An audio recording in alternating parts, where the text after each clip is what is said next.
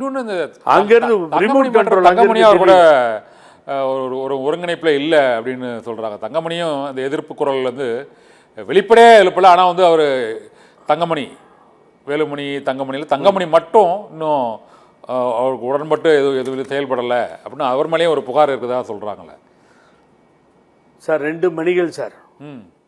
இந்த 2 மணிகளும் நீ ஞாபகம் வச்சுக்கோங்க. அரசியல் ரீதியாக சொல்கிறேன். எத்தனை மணிகளும் சரி, எத்தனை ஆண்டிகளும் சரி, RSS அடிவரடிகளும் சரி, இங்க இருக்க அதிமுக இருக்கவங்களாம் வந்துருவாங்க. நீங்க இன்னைக்கு நான் சத்தியமுக்கு சொல்றேன், எந்த காலகட்டத்திலும் 2 பேர் வரமாட்டாங்க. எடப்பாடி பழனிசாமி விட்டு காகித ஓடும் கடலை மீது போவது போலே மூவரும் போவோம். ஆதரவின்றி நிலைமை வந்தால் கூட அந்த 2 பேர் வரமாட்டாங்க. வேலுமணி ஒன்று, தங்கமணி ஒன்று. ஞாபகம் வச்சுக்கோங்க. ஏன் தெரியுங்களா? 4.5 வருட காலம் ஆட்சியில் அவர்கள் ஃப்ரீயா அனுமதிக்கப்பட்டு எவ்வளவு அப்படியே கொட்டிச்சு வானத்திலிருந்து கொட்டுற மாதிரி 12,000 போஸ்டிங் எங்க லோக்கல் பாடியில எல்லாத்தையும் வேலுமணி தான் வச்சிருந்தார். ஒரு கொசு மருந்து அடிக்கிறதுல இருந்து நீங்க மெட்ரோ கட்டுற வரைக்கும் அவர் தான். ஆபீசர்ஸ் கிடையாது, எலெக்ஷன் கிடையாது. அந்த காசெல்லாம் கொட்டுச்சு. அதை பாதுகாத்து வச்சு பழனிசாமி கொடுத்துட்டு இருக்கவரு வேலுமணி. தங்கமணி என்ன இலாக்கா வச்சிருந்தாரு? நீங்கள் நானும் பேசும்போது குவார்டர் அடிச்சிட்டீங்கன்னா உங்களால பேச முடியாது. டாஸ்மாக் அவர்கிட்ட தான் இருந்தது. 10 ரூபா ஏறிடுச்சுன்னு இப்ப பொய் சொல்றாங்க. ஏத்தண்டே அவங்க தான் குவார்டரை ஆஃப் பண்ணாங்க, ஆஃப் ஃபுல் பண்ணாங்க. சார் நான் குடிக்கிறது இல்லை, தப்பா நினைக்காதீங்க. எனக்கு அப்பயே ஒரு லிஸ்ட் எடுத்து வச்சேன். அதையெல்லாம் ஏத்துட்டு பழி இப்ப இங்க திமுக மேல போடுறாங்க, செந்தில் பாலாஜி மேல. செந்தில் பாலாஜி இங்க இருந்தவர் தானே, அங்க இருந்தானே பாடம் படிச்சுட்டு வந்திருக்காரு. சோ அது இல்ல. ஆகவே இப்படிப்பட்டவர்கள் 2 பேரும் வரமாட்டாங்க சார் அவர் விட்டு. அதெல்லாம் டிராமா. வேலுமணியை வச்சு ஒரு பேசுறது, வேலையற்ற வீணர்களின் மூளையற்ற வார்த்தைகளை நீயும் கேட்டு நம்பி விடாதே அப்படின்னு சொல்ற மாதிரி அவர்கள் இருவரும் பழனிசாமி விட்டு எந்த காலகட்டத்திலையும் வரமாட்டாங்க. இப்ப நீங்க தட்பவெப்ப நிலையெல்லாம் பேசுறீங்க. சுனாமியில மாட்டிக்கிட்டா கூட அவரோட சேர்ந்து போவாங்களே தவிர சுனாமியில இருந்து தப்பிச்சு 2 பேரும் வர மாட்டாங்க.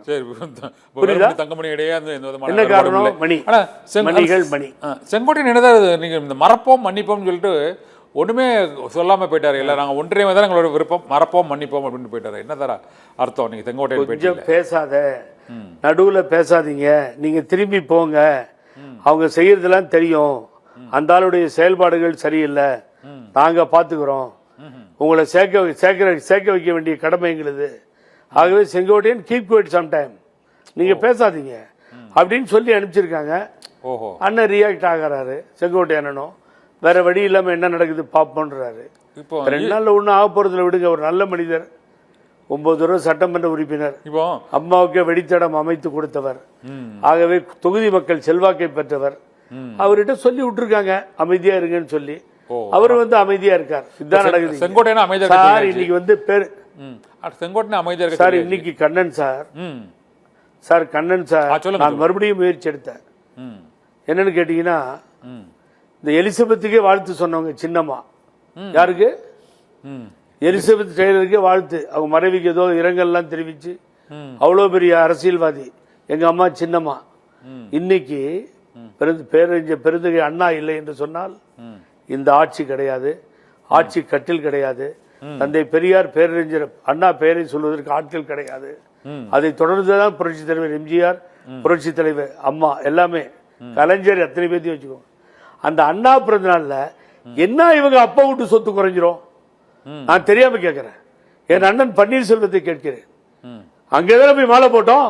ஆமா, ஒன்னா 4 பேர் போனா என்ன குறைஞ்சிரும்? ஆமா. இன்னைக்கு ஒரு போன் எடுத்து நாங்க வெயிட் பண்றோம் வாங்க அப்படின்னு நீங்க சொல்லி, அவங்க சின்னம்மா நானும் வரேங்க வாங்க போலாம், புகழேந்தி ஜெயசிடி பிரபாரன் நீங்களா வாங்க. என்ன சார் இது?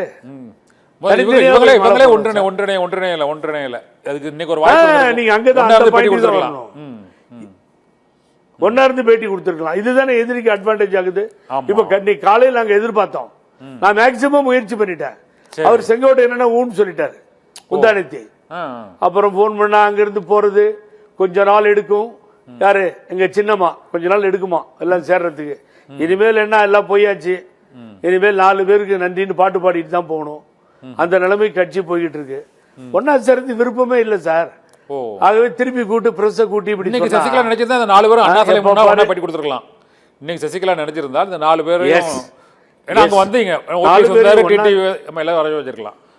டிடிவி, செங்கோட்டையன், நீங்க எல்லாரும் பேட்டி எல்லாரும் எஸ் யூ ஆர் 100% கரெக்ட்.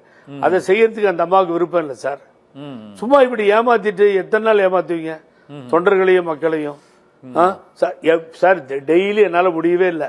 இனிமேல் இந்த இதுல வந்து போன்ல வந்து நீங்க அந்த அலோ சொல்றது இல்ல போனு, அதுக்கு பதிலா கொஞ்ச நாள் பிடிக்கும் ஒற்றுமைக்கு அப்படின்னு இந்த சின்னமா சொன்னதை ரெக்கார்டிங் பண்ணி வேணா இதுல போட்டுடலாம்.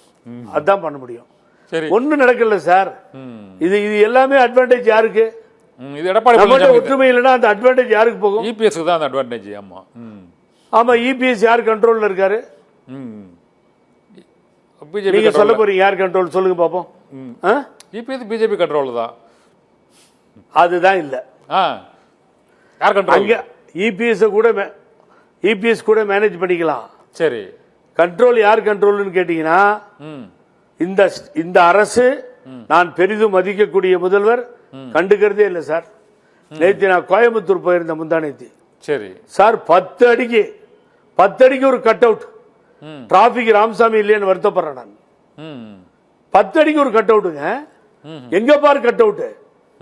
ரவுடிசம் இறங்கி எது வேணாலும் பண்றது. ஆம்புலன்ஸ்ல டிரைவர் உள்ள வந்தா இன்னொரு தடவை ஆம்புலன்ஸ் வந்தா அந்த டிரைவர் அதே ஆம்புலன்ஸ்ல அடிச்சு அனுப்புன்னு சொல்லி யாராவது பேசி பார்த்திருக்கீங்களா?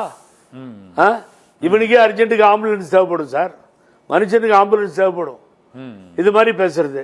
இது வரைக்கும் இந்த கவர்மெண்ட் ஒரு கேஸ் போட்டதுண்டா? இவ்வளவு கட் அவுட் வைக்கிறதுக்கு ஹைகோர்ட் வேணான்னு சொன்னுச்சு இல்ல? அப்ப ஏன் நீங்க அலோவ் பண்றீங்க கட் அவுட் வைக்கிறதுக்கு? மெட்ராஸ்லயும் வைக்கிறாங்க. இப்ப ஆளுங்கட்சி கட் அவுட் வைக்கிறது இல்ல சார், ஜாஸ்தி வைக்கிறது பழனிசாமி தான் வைக்கிறது. ரவுடி மாதிரி வர்றது, அந்த வனவிலங்கு வார விழா பச்சை வண்டியில ஏறிக்கிறது, என்ன அட்டகாசம் பண்ணிட்டு யாரு முதலமைச்சர்னு புரியல.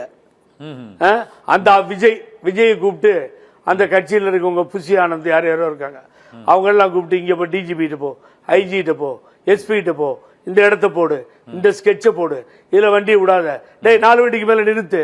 அங்க கடல் அலை வங்க கடல் எங்கேயாவது மாறி இந்த பக்கம் வந்துருச்சோன்னு தெரியல. அது மாதிரி வெயில் நேரத்துல அவ்வளவு பெரிய கூட்டத்துக்கு நடுவுல அந்த விஜய் மிதந்து போறாரு. அது அபாய சங்கா மாறிடுச்சு ஆட்சி கட்டில் இருக்கவங்கள்ட்டையும்.